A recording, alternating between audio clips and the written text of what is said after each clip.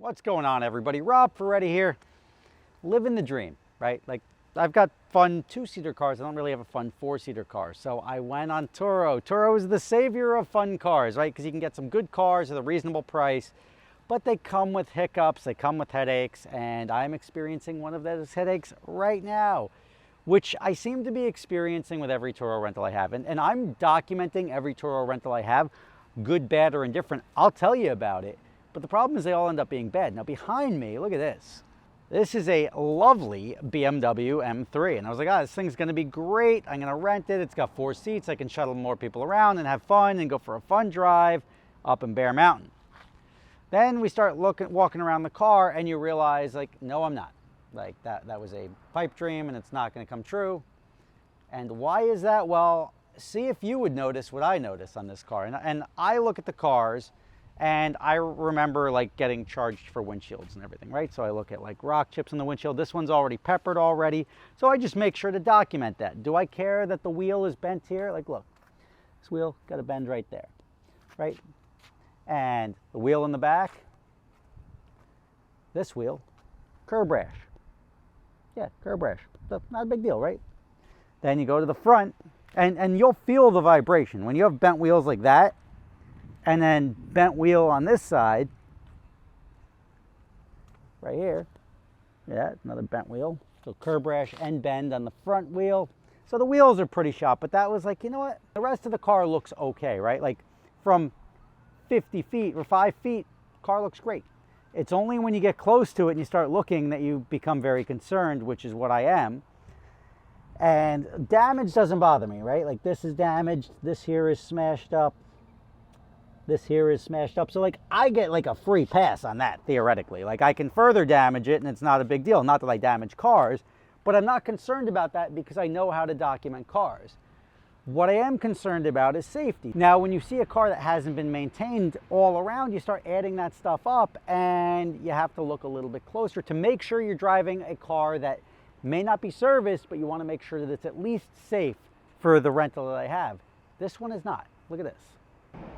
So I said the tires look pretty bald. Let me document this for this guy so he doesn't try to charge me for the tires or claim that I roasted his tires. And this is a problem. This was a standard, like, the guy's not even here. It's just one of those like lockbox rentals. And hold on, let me show you down here. Yep.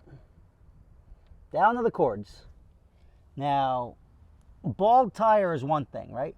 But down to the cords means that tire is about to blow out. I don't even want to move this car because both rear tires are bald. And again, if you're just doing a lockbox life, then you're going to run into that people are going to rent it and you don't even know who to bill for this. Both rear tires are shot.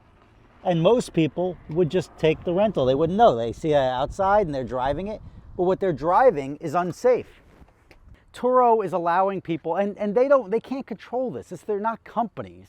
So Turo is taking all the risk, but this guy is out there renting a car that is unsafe to drive. The same concern we had on adventure drives with the Corvettes where you had a lot of vibration in the front wheels. This is dangerous though. These tires are about to blow out. When you're down to the cords, there's no tread left. It could have been the last customer was doing donuts the whole time, but this guy has to establish that and figure it out.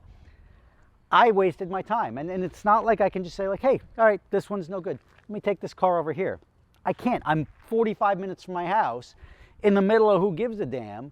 And I got to now drive back and try to find another car. And it totally screws up my day. I've now wasted 2 hours of my day to come up here. And the best thing I could do is teach you guys a lesson about why Turo is not always a solution. It's generally a reasonable option, but it's not always a solution. So, I don't know, you let me know your thoughts. Is Turo responsible? If I take this car and the tire blows out and I crash the car, why am I responsible for that if they're giving me a car in bad condition? I think Turo would have liability. There definitely should be liability on the owner, the guy who's representing that the car is drivable like this. But that's the big difference you're going to get between a company and renting somebody's personal stuff. My Turo success rate is like 1 out of every 8, right? Like, and I'm looking for good cars. I'm not looking for the cheapest thing I can get. 1 out of 8 is not a good success rate for like, oh, cool, that was what I was expecting. It's what I wanted, and it delivered what I'm paying for, most of the time it's not. And that's a telling statistic. And they could just be renting to a lot of people who don't know any better. They're just looking for the cheapest or the most, whatever, the option that doesn't require going through an actual rental company. But if the fleet of vehicles that are being rented ultimately become unsafe and there's no checks and balances there, my life is worth a little bit more than saving a couple of bucks on a rental. Rob Ferretti, thank you for watching. See you next time.